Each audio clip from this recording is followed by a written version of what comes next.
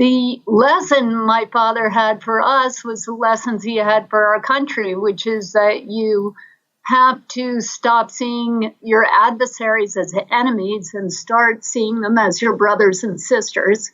That peace isn't something to pray for, but is something to act on, and we each have a responsibility to seek peace every day. I'm Amy Jo Martin. Welcome to the Why Not Now show.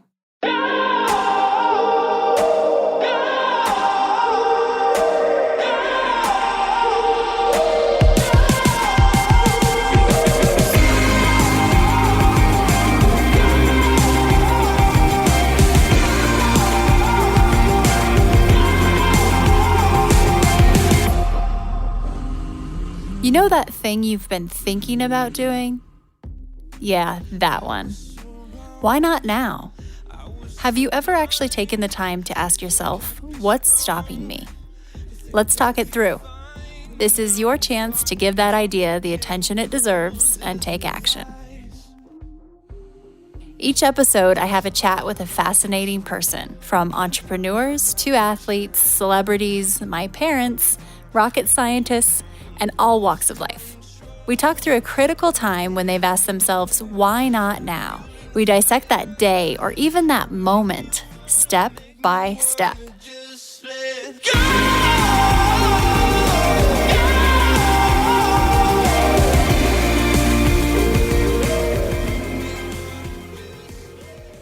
Kerry Kennedy, daughter of Robert F. Kennedy and niece of John F. Kennedy, is on the show today.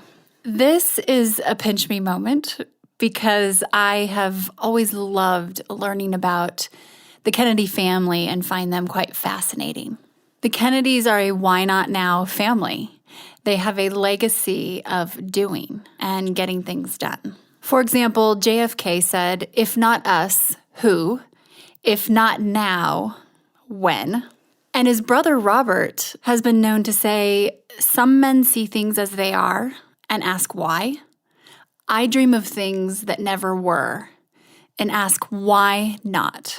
Kerry Kennedy and I dive into that why not now philosophy and mentality that runs through this family.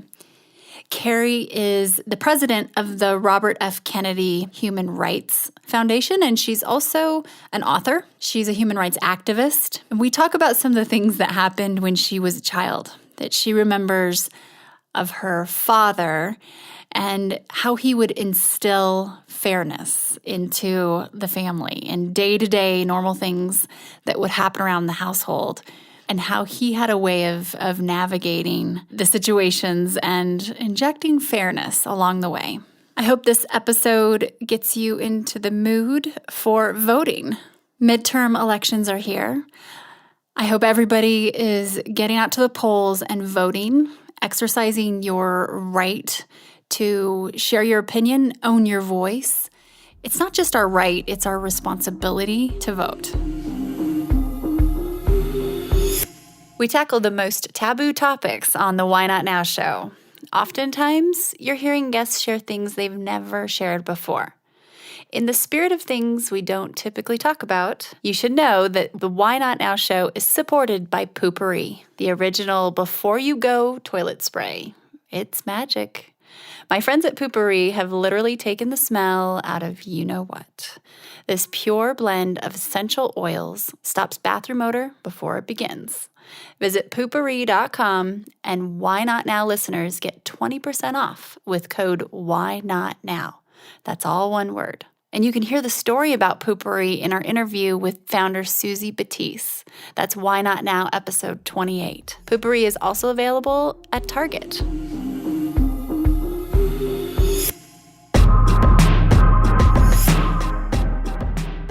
Kerry Kennedy, welcome to the show. How are you doing? I'm so fine. Great to be speaking with you today. Likewise, and I have really been looking forward to this conversation. It seems that it's in the Kennedy family DNA to take action, and we see that in history. I see that in your work as a human rights activist. Do you remember getting that gist and that vibe from your family when you were younger? Would you say it's just kind of a an aura that it's all about action? Well, I remember when I learned to tie my shoes that if I put the left one on first, I made sure I tied the right one first because I didn't want there to be any preferential treatment based on an arbitrary decision, which is kind of funny. So, yeah. So, I mean, I think in some ways you get that from the atmosphere, but also it's something that was discussed, at our table. Every morning I have 10 brothers and sisters.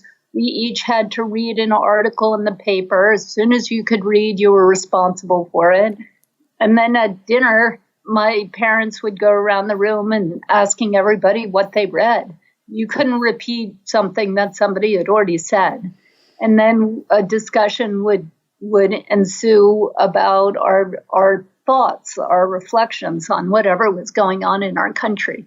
So, and then, of course, our household was always filled with people working in the civil rights movement or farm workers, Cesar Chavez and Dolores Huerta, and others who were working on anti-poverty programs, both in our own country and around the world, leaders on human rights. So this all seemed quite natural to me. To me, I am so grateful that you wrote this recent book, Ripples of Hope.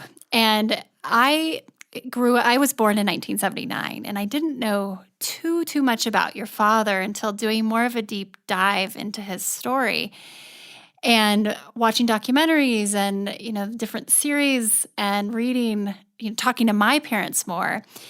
And I've fallen in love with his character. And I'm so glad you wrote this book because I feel like growing up, I learned quite a bit about JFK and now realize how influential not only was your father to your uncle's presidency, but also it seemed he really grew into himself after his brother was assassinated. And maybe that's just my view and interpretation of kind of his story and the process. But would you say that's somewhat accurate?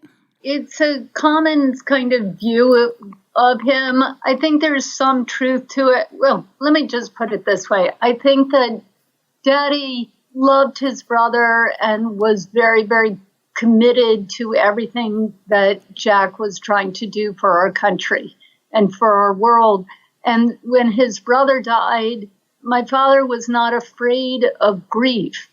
And he delved deeply, deeply into it and into the meaning of life. And he spent 6 months really thinking about the meaning of life and reading the ancient Greeks and reading a lot from the Bible and other sources of wisdom. So he emerged from that with a certain depth and understanding and compassion for suffering. That said, he was always one of his aides said you could wrap up his life in the phrase, get your boot off his neck. And my father, as a child, was always stopping bullies. As a college student, he was on the Harvard football team, and he refused to go to any away games unless all of the squad could stay together in a hotel. And he had an African American member of the team. And by the end of the season, he had convinced the rest of the team to join him in that protest. So, and as a law student at UVA, he invited Ralph Bunche, who was the first African American to win the Nobel Peace Prize, to come and speak at University of Virginia, which was segregated. And he got them to change the rules so that Bunche could speak to a non-segregated mixed race audience. And Ralph Bunche spent that night at my parents' house because there was no hotel that would allow him to stay within 100 miles. And they had Molotov cocktails and racial epithets hurled at the house all night long. So it's not that he was unaware of or hadn't stood up to these things throughout his life. It's just that he was, I mean, as he said, he had a changed position. He was no longer working for his brother. He was a United States senator after that. When Daddy became Attorney General, there was a town in Virginia that had a county in Virginia that had decided to deal with Brown versus Board of Education in a unique way. They decided that they would close down all the public schools in the county. And immediately, new white schools opened up, private schools for all the white kids, but the black kids had nowhere to go. So for several years, they had no place that black kids could go to school in Prince Edward County, Virginia. And so as soon as Daddy became Attorney General, one of the first things he did was he brought a lawsuit against that county. But he knew, again, it would be years for that suit to wend its way through the courts. So he decided that the Department of Justice would open a new school system of its own. And he recruited teachers from across the country to teach at the newly established Prince Edward County Free School. And that school system became a landmark in the civil rights struggle, but also one of the best public schools in the country. And then it became so good that the white kids started going back to it because the education was so much better than in the local white schools. So, that's another case of somebody saying, why not now? And it was really interesting that such similar circumstances happened 50 years later, and that we addressed it in very much the same way. It's as I'm listening to you, and it's so clear that your father was such a unifier, and obviously an expert why notter, just as you are, and that dynamic together is what is so special. Sometimes the why not mentality can really feel or make things seem unfair. But just like you, when you're younger and you put your left shoe on first, but then would tie your right one just because you didn't want to show any preference, it goes to show kind of how you were brought up. And there's a story about you and your brother getting into a bit of a tiff outside one day when you were younger, and an amazing learning opportunity that your dad took. Can you share that real quick? Because I just thought it was amazing. Sure. Yeah, sure. So my brother, this is when I was maybe 6 or 5 or 6 or 6 or 7 years old, but I have 10 brothers and sisters. And so there were a lot of battles in my household. And so my brother Michael and I were playing World War II in our magnolia tree outside our house. And he was the Americans, because he was a little bit older and a better aim. And he held the upper fort, and I was the Germans trying to take over the fort, the doomed Germans. And so he was throwing magnolia pods at me, which look exactly like hand grenades, but feel like rocks when they hit your head. And so I was scrambling up the tree, and I took one hit too many, and I scrambled back down the tree and ran up, the hill and into the house and up into my father's study, and burst into his room, and with tears coming down my cheeks, and my little white satin bow askew jumped into his arms and told him how horrible Michael had been to me, and that he had thrown magnolia pods and they hit my head and I was wounded. And Daddy said, well, you go get Michael right now and bring him here. And I thought, great, justice will be done. The Attorney General of the United States wants you in his study right away. So up comes Michael, and the two of us are standing there. And my father says, Kerry, tell me what happened. And Michael, don't you interrupt. And I told him every sad, sorry detail of the whole injustice, and then he said to me, now, Kerry, you don't interrupt, and Michael, you tell me your side. And that was very irritating and extremely difficult. But, the truth came out, and I realized I wasn't all right and Michael wasn't all wrong. And the lesson my father had for us was the lessons he had for our country, which is that you have to stop seeing your adversaries as enemies and start seeing them as your brothers and sisters. That peace isn't something to pray for, but is something to act on. And we each have a responsibility to seek peace every day. Well, I forgot to tell this part of the story, but then after we resolved the issue, he made us kiss and make up and go to our rooms and read for an hour. And so the third part of it is, I guess you have to resolve the dispute, but there's no substitute for education. You need to go and read a book. So those are all good lessons for our country today. Amazing. Just that wraps it up so well. And the impact that would have on, a 6-year-old or 5, however old you were, I can only imagine with that parenting, and leadership. And you're exactly right. It mirrored what he was doing for the country. And I love that the quote, peace is not something you just pray for. And it truly is about taking action. Exactly. One of the things that's very clear is that adversity, your family is no stranger to public opinion, first of all, I guess you'd say. What have you learned in how to deal with that conversation, that banter and constant commentary as you are focused on what you're doing, and you're obviously able to be very effective, and you've done a lot. How have you been able to navigate and just deal with that fact that people are constantly talking about and sharing their opinions of what's going on with your family? Oh, you mean, are you talking about people criticizing my family? Both. It's having lived in the spotlight, and everyone being so active, especially politically, whether it's positive or negative, there's just constant commentary.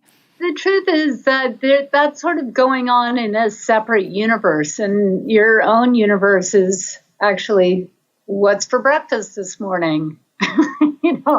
What are we going to do today? How are we going to address this issue or that issue? So I really just don't pay too much attention to the public commentary, except that I understand that it enhances our capacity to be effective. So I think that it is good to, there's a lot to the idea that if you cut down a tree in a forest and nobody is there to hear it, doesn't make a sound. So it is important when we get a victory on a human rights issue to try and amplify that and let folks know about it, because that makes you more effective the next time you're trying to do it. And then the criticisms of our family, I think on the one hand, you always need to, you can't dismiss what people say, because it's important to be open and to listen carefully, but you also can't take it to heart. You just have to sort of assess, is this legitimate? Does this make sense?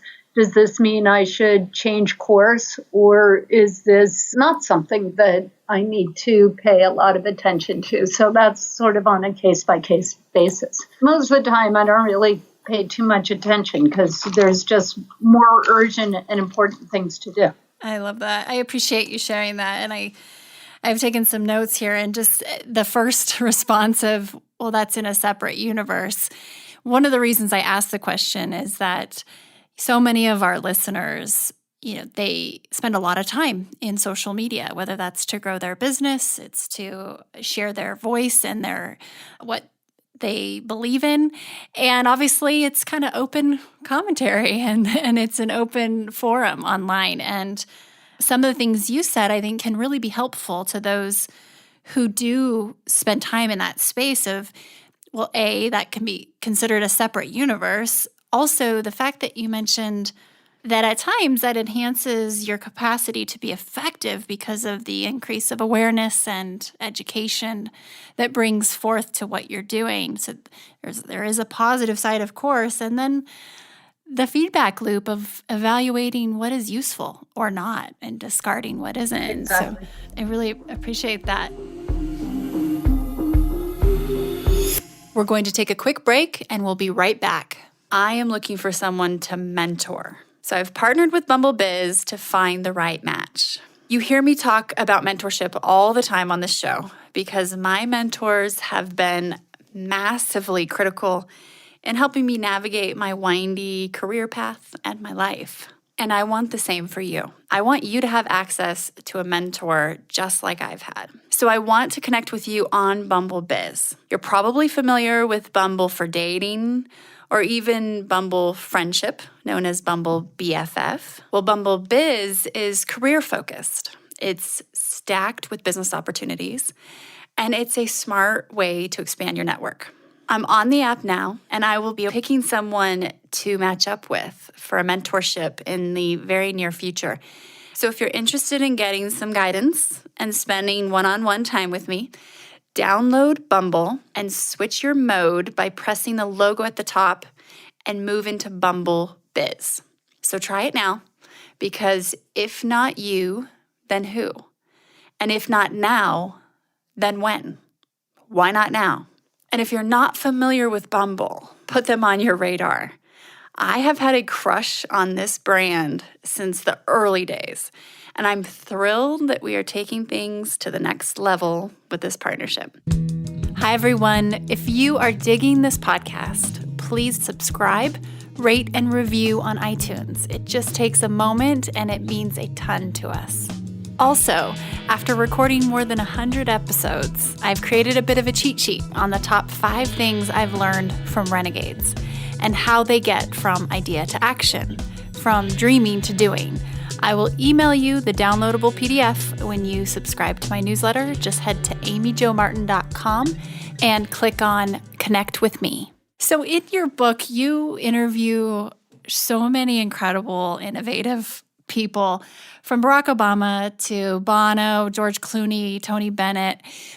What is something that you learned about your father that maybe you didn't know? Well, I think what I think is really so important about my father is his moral imagination. And that's really what saved us from nuclear annihilation during the Cuban Missile Crisis, when my father was able to put himself into Khrushchev's shoes and to understand that even though Khrushchev was giving speeches about that were very warmongering, in fact, just like Jack had a military-industrial complex that was pushing him towards war, that Khrushchev also had his own Soviet military-industrial complex, but that the leaders did not want war. And that was really what saved us during that terrible crisis. It was that same moral imagination which in 1968 on April 4th, when Martin Luther King died, my father heard the news in India when his flight landed in Indianapolis, and he was told by the mayor of Indianapolis, you cannot go and speak to the rally that you were supposed to speak to. It's in the largest African-American community of this city, and we're expecting riots. And riots had already broken out in hundreds of cities across the country. And my father said to him, well, do you think it's too dangerous to go? And Mayor Lugar said, yes, it is. Not only is it too dangerous for you to go, but it's so dangerous that I will not allow my police to escort you. And my father said, well, it might be too dangerous for you, Mr. Mayor, but I could go there with my 10 children, my pregnant wife, and sleep on the street tonight, and nothing would happen to us, because he was so close to the community. And he went to that rally and he explained that Martin Luther King died. And he did something really extraordinary. The people in the front of the rally had been there for hours waiting for him to arrive, but the people in the back And so the people in the front hadn't heard the news about Martin Luther King way before cell phones, but the people in the back had heard the news, and they came with Molotov cocktails and table legs, and they were ready to riot. Mm-hmm. And my father got up there and said, for those of you who are angered by the violence of this act, I can say that I have those same feelings because I had a member of my family killed. Now imagine a political candidate standing in front of a crowd ready to riot and saying, I understand your feelings. I mean, you cannot even imagine that. That's the moment I fell in love with your father. I saw extraordinary. And then he went on to say, but what we need in the United States is not violence and lawlessness, but a sense of understanding towards one another. And that capacity to put oneself in somebody else's shoes and the courage to stand up there and say it is so important. And I think, when Daddy ran for president, he said, peace, justice, and compassion towards those who suffer. That's what the United States should stand for, and that's what I'll do if I'm elected president of the United States. Peace, justice, and compassion towards those who suffer. Try and, again, imagine a presidential candidate standing up and saying, that's my platform. And yet, I believe today, rich and poor, black and white, young and old, red and blue, people are longing, urgently longing for a political leader who will say to us, peace and justice and compassion towards those who suffer. Mm. And so those words are important today, and we need to go back and have the imagination again to say, why not now? Why not now? It's so true. And peace, justice, and compassion from an internal politics standpoint is not a popular strategy by any means, right? But it is what people are asking for and what they want from what I guess that leads me to another question for you. Earlier this year, your cousin, Maria Shriver, longtime Democrat, shared that she's now registered to vote as an independent. And I found this fascinating. Of course, I'm listening to her and Oprah discuss this on Oprah's podcast. And I stopped and thought about it for a second. And I wondered and I'm also registered as independent, do you feel if we have more independent voters, we will be on our way to bridging some of this gap and having more unity in this country? Is that actually a potential solution? Or what are your thoughts on that? No, with all due respect to Maria, I completely disagree with that strategy. Okay, that's fair enough. I mean, I look at what the Republicans stand for, and I look at what the Democrats stand for. And I am 99.9% of the time believing in what the Democrats stand for and against what the Republicans are doing. And every time you can find somebody who you like who's not a member of your party or who's better than the person in your party who's running. But you have to remember, it's not just about that individual. You are in our federal system empowering their entire party. So let's say you are concerned about global warming and you find a Republican who's also concerned about global warming and you say, not a bad guy, I'm going to vote for him. You're voting for somebody and you're empowering an entire party who doesn't care at all about global warming. Who's destroying the EPA, who's empowering the oil companies. So it doesn't matter that you got one guy in there who, says something on your subject on global warming because you've just created even more power to everybody who's against it. So that's why I'm partisan in that way. Fair enough. And would you say that the independent party is a group that needs to be taken more seriously? Or do you find that it's We're going to see some large shifts? I think that in our particular system, being an independent the way empowerment works in Congress and Senate, being an independent doesn't gain you anything at all.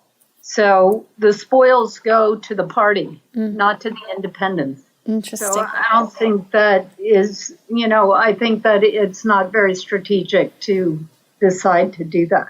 I understand what you're saying. So just kind of a random question. How do you get your political news? What do you read? Where do you go for information? I read the New York Times, and I listen to NPR, and then I read Time and Newsweek when, the online versions. And then I watch MSNBC, Fox, CNN, I change channels around. And that's basically where I'm pretty old-fashioned in where I get my news from. It's nice to hear and understand, because it's easy to get too skewed one way or another if you just tune into one major broadcaster, So it sounds like you're definitely keeping it diverse because, like you said, it's important to know also what's being said. And one of the things that I find fascinating is just what's happening with media and politics in general. And do you have an opinion on the state of journalism and the media as it relates to political environment and the political temperature? I'm concerned about media. We have a president who has made a point of attacking journalists in a way that I consider extremely dangerous. Of all the professions on earth, the one where you're most likely to be killed on the job is as a journalist. One where you're most likely to be injured on the job is as a journalist. When war breaks out, the first people killed are not soldiers. The first people killed usually are cameramen, people who are photographing what's going on are the first to be targeted. And I see with the increase of attacks on journalists here in the United States that they are increasing across the globe. And what we hear from dictators is, your president is doing it. What's wrong with us doing it? And this is all fake news, and rounding up human rights defenders and journalists and throwing them in jail. So I'm concerned about that as a human rights activist. I also see the depletion of hardcore newsrooms. I mean, the Daily News has been stalwart in our city, in New York City, since its founding, and has really done an extraordinary job in keeping an eye on Albany and keeping an eye on legislators and digging very, very deeply into the power structure of our city and our state, and their newsroom has been decimated, So I think that's a huge loss and allows for corruption and allows for nefarious powers to take control in a way that's very damaging to our democracy. I agree. And I recently had, or it wasn't too recent, but a while back, had an editor from the New York Times on the show. And he just has talked about how for the first time, it's actually a conversation to step outside and be able to argue, is the sky blue or not? And the facts obviously are, that energy that's put toward arguing over facts is really taking away from our checks and balances that journalism does provide. And I appreciate you bringing up the fact too that they have such dangerous roles in a lot of ways. So yes, in so many places, absolutely. I mean, I was just in Myanmar and Bangladesh a couple weeks ago, and the head of the second largest daily in Bangladesh, 300,000 circulation, was arrested along with the people in his newsroom, and they shut down the newspaper from one day to the next. And then they brought him up on a series of false charges. He goes into the court, walked out, and was brutally attacked by a ruling party mob, beaten to a pulp. So this is what's happening. We're taking the lid off and allowing this to go on, and we've got to stop it. So changing gears for just a moment, Kerry, what's one lesson that you find yourself learning over and over? Well, I just feel this incredible sense of despite everything that goes on in the world, and despite the hand-wringing of so many of my friends and people who I really respect, I still feel that the power of love. Cesar Chavez's partner and co-founder of the United Farm Workers, Dolores Huerta, said, "Justice is the public face of love." And when you care about someone, you help them. So access to rights is the expression by the body politic about how we care for one another. And the level of the community's recognition of rights is a reflection of that community's capacity or will to care for individuals or to express communal love. And I see that over and over and over again, even in the most difficult, trying places.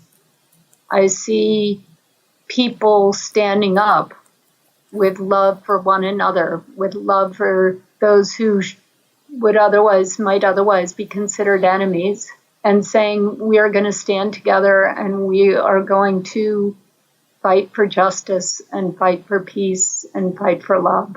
Wow. What I just took from that was love is a legitimate strategy.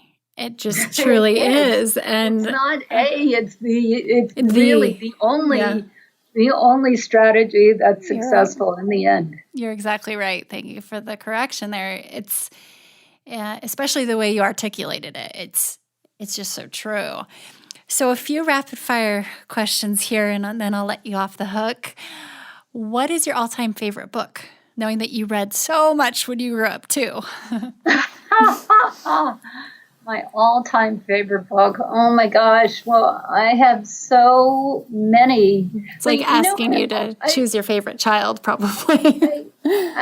You know what? I really love reading autobiographies of human rights defenders. I think those are just so interesting, whether it's Archbishop Tutu or Nelson Mandela or Malala or Sister Diana Ortiz or so many others, Muhammad Yunus.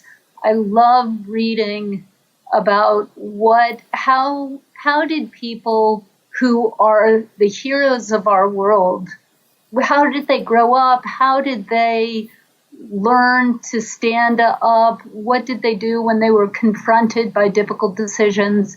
I love reading their books. Awesome. And what keeps you up at night? Where the heck are my daughters?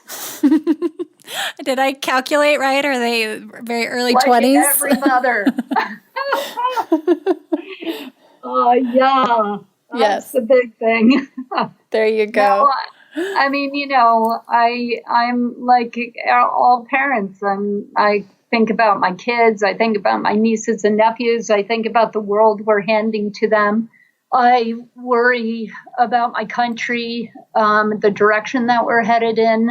I want to bolster our institutions. And I worry about my friends, particularly people who are on the front lines of human rights activism in places around the world where their lives are on the line. And then I just think about those little kids, whether it's in Mexico or I was just in the largest refugee camp on earth is in Bangladesh, and it's the Rohingya who just faced, crimes against humanity and a genocide perpetrated by the military government of Myanmar, also known as Burma. And they have 1 million people in a area that's 5 miles square and not one building that's over 1 floor. So it's like the whole city of San Francisco.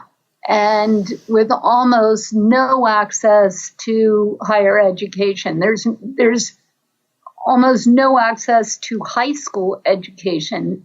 Can you imagine a city of San Francisco, nobody being able to go to high school, nobody being able to go to college, nobody getting an advanced degree in anything?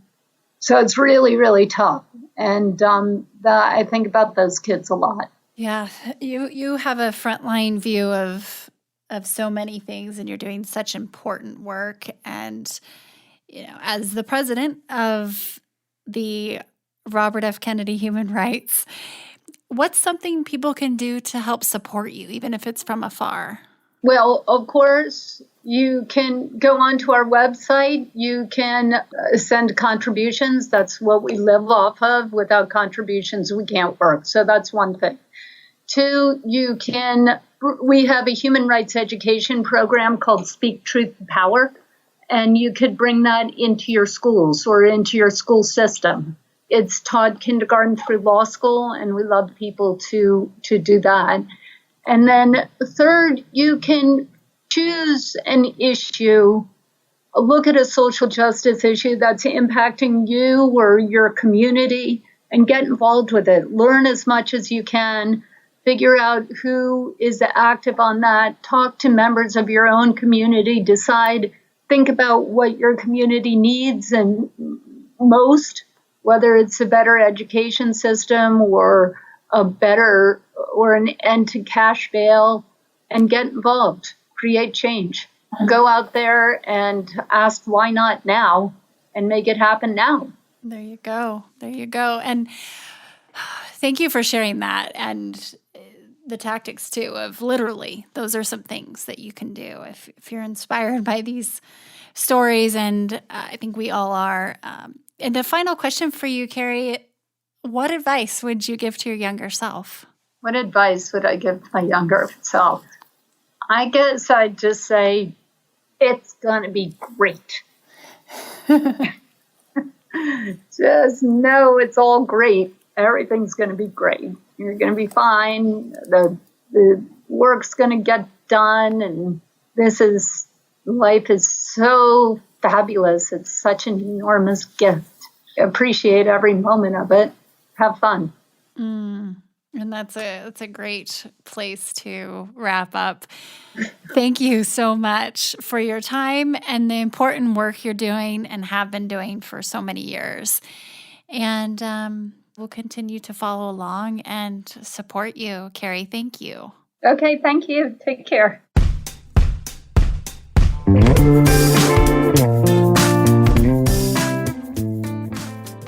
Hey everyone, thanks for listening to the show. Hit me up on social media to let me know what you think. I'm at Amy Jo Martin on Twitter, Facebook, Instagram, and LinkedIn. And I want to hear your Why Not Now moments so I can share them on the show. Just send me a note to whynotnow@amyjomartin.com. For show notes and other offers, you can visit amyjomartin.com/whynotnow. And while you're there, don't forget to sign up for my email newsletter for exclusive content and announcements. A big thanks to Rock Salt Music for all of the tunes by the talented John Coggins. And of course, a hat tip to Richard Brewer for editing and producing the show. I'll see you next time. And until then, why not now?